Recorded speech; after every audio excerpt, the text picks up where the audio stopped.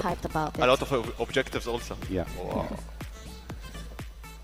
Okay, so we're going to hand it over to our casters to bring you all the action. Don't go anywhere. Game 1 starts now here at the Games of the Future Abu Dhabi 2025, powered by ADNOC.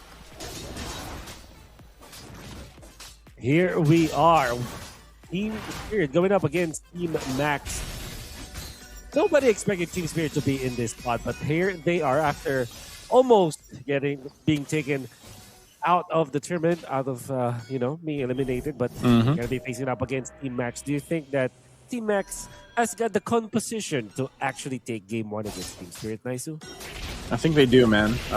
This is one of the things that it's a little bit of a throwback. King Ares has the Uranus, and then you have the Esmeralda across from them. Hold on, mid lane, though. They're quite low. In a good position. Sal's actually dying to the first blood. One shot was going to go for his own. Sunset Lever goes forward just to drag him back. A whole lot of battle spells thrown out in the first minute of the game. But it's a trade, though. The 1-for-1 across the board. To answer that question, though, I will say Team Max. I like the composition they have, Wolf. I think it's a pick-off-centric composition. Anytime you have the Cho there, that's going to be the case. But also, you kind of have some insurance towards the late game if you get there. But I would say Team Spirit has that, especially with Hiko on the Claude. Once he gets those 3 items, that power spike's going to be there. It's really going to be difficult to kill Sunset Lover because of moves like this. I don't know if you're going to get away this time. Yep. The key goes down. BMO down in the mid. Look, the key for Team Max. We're gonna snag actually this Uranus. Snaggy Hero survived. They did not even force a flicker. So King Ares only has to pop the concentration for that one. I think Team Max are fairly okay with this. However, Team Spirit have already rolled them out. And the fight for this turtle is just going to result in TS getting it, right? Team Spirit's got control of this turtle. One shot secures it. Now, if you look at the lineup from Team Spirit, it's literally nothing fancy, right? This is like what this lineup is just kind of, it's very standard in the way it's going to fight. Eventually, when Hiko is online, then the Claude kind of adds some variance to that. But what I was going to say about Sunset Lover too is on his Jushin or even the other mages that he likes to play in the mid lane, he doesn't die much, and that's if you notice in a lot of Team Spirit's games, Sunset Lover is able to go ahead and play more on that utility style mages, and he can also play the more bursty ones. But when he does get his hands on the Jushin, for example, like this, he's very good at just kind of controlling the battlefield. And then you complement that by having the Hylos. The Hylos has been popping up more and more and more once again within the meta. Glorious Pathway, obviously one of the great kind of crowd control ultimates drop down. It really slows down or cuts off exit routes for the opposing team. You pair that up with the Jushin, man, you have so much control within these fights. King Ares, this is what I'm talking about. This Glorious Pathway, it's going to slow him down. He's going to be able to get the stun, and then they clean up the kill. And that's why I was saying my point with the Hylos works so well in this current setup of, having more crowd control, being able to catch certain heroes out, even like the Uranus now. And what's great about that Sawa ultimate, Glorious Pathway was laid down in advance. He knew laid down the Glorious Pathway where King Ares would go. That's where King Ares was. So it was a nice use of the ultimate. And Team Spirit will actually collect the turret.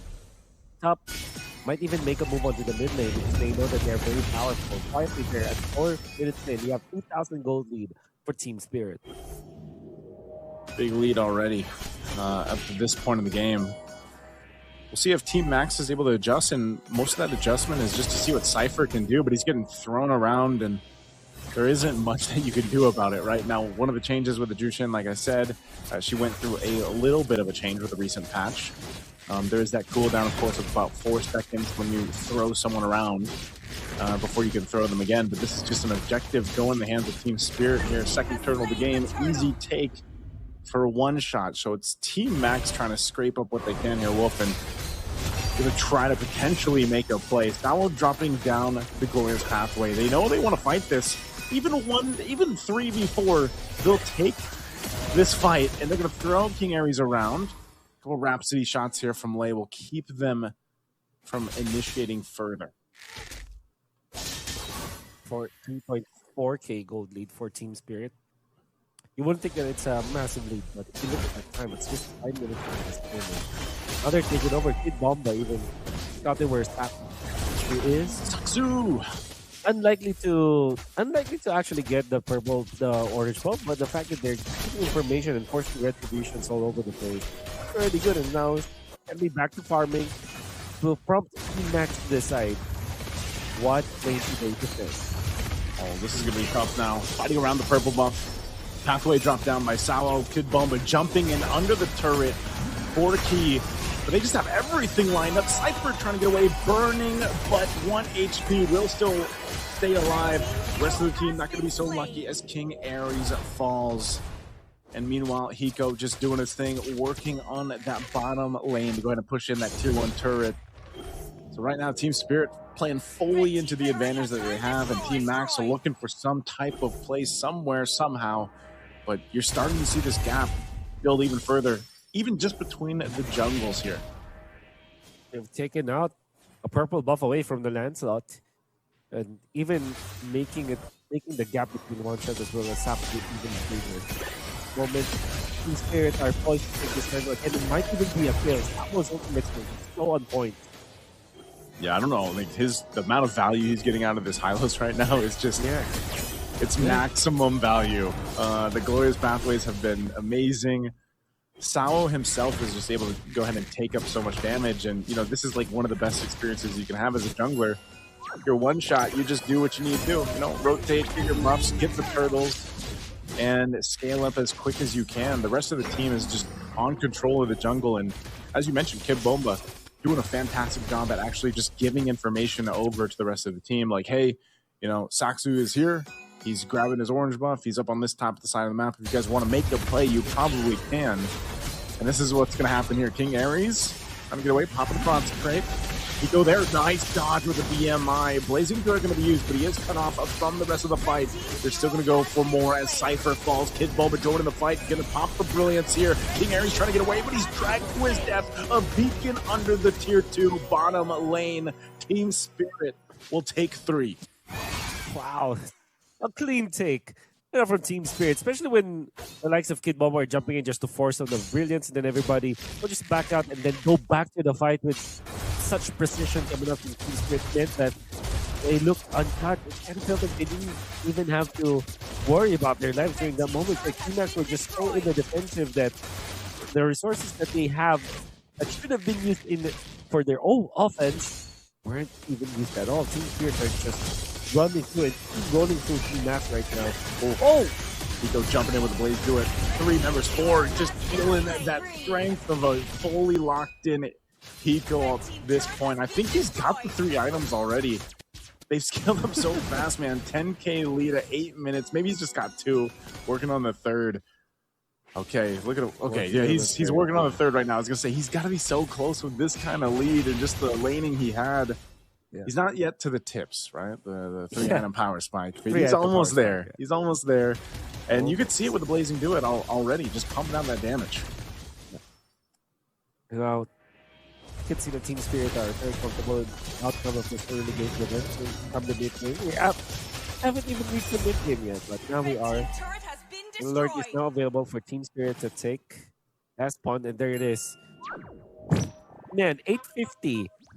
8 minutes and 50 seconds, 3-item power spike for a gold laner. We haven't seen that in a very long time. Ever since the patch, the next Project Next, where all of the gold inside lanes were reduced, we have not seen any 39-minute 3-item power spike. This is one of the fastest 3-item power spikes we've ever seen. As of late, This is about one of the fastest ones we've seen, at least here too, for Games of the Future, I'd say. You know, one of the quickest power spikes that we see built up on a lineup that, like I said, isn't anything fancy. And honestly, if you look at all the team fights and everything they've done, it's either been a pathway drop down or just Sunset Lover dragging people, right? And now, like I said, once Hiko was online, which has just happened about a minute ago or so, you know, he just needs to jump in with a Blazing Duet, brings multiple people low from Team Max, and they're not really in a fighting position. I mean, even just a couple auto attacks, oof, plus the charge-up shot from One Shot, able to bring them down nearly to half health. As they get ready. Hiko too, though. Good damage from Thorn Rose. Going to get healed up while they're revitalized. They're going to try to do the best to defend against this push with a massive disadvantage in terms of gold. You can see they have to really choose the way they fight against Team Spirit. They got to clear in the mid wave, though. It's got to push into here. The base turret is going to go down on the bottom lane. One Shot. Go ahead and poking down at Team Max. Another one. Lord's finally going to go down here. Natsu trying to make some work. Thorn Rose trying to clear out the waves, but the turret goes down anyway. Team Spirit still has a wave of pushing up top to possibly clear out one last base turret. I think even with 13,000 gold lead, unless they are able to convert a kill here, they might not push it in, but they drop down the pathway. They're going to flicker out from King Ares. They're still going to be fine, but they can't get this turret. What's Team Max going to do here? Do they watch the base get fully taken out? Viper jumps in, but he might have gone a little bit too far as he's taken out by Sunset Leveler, and finally King Ares goes down as well. They lose two. Team Max is going to lose the last base turret, and Team Spirit with the numbers advantage. Whoa! Goodbye, Bimo. The key just absolutely decimated. Baxter going to be next. He's going to possibly get dragged back, but the base is going to be worked on. There's 1 minion. It's cleared out. They still have the mid wave up pushing in. So Team Spirit will wait a little bit longer. There's way too much time still here for Team Max to be back up. So the base is going to be locked on, and they will take a dominant game one.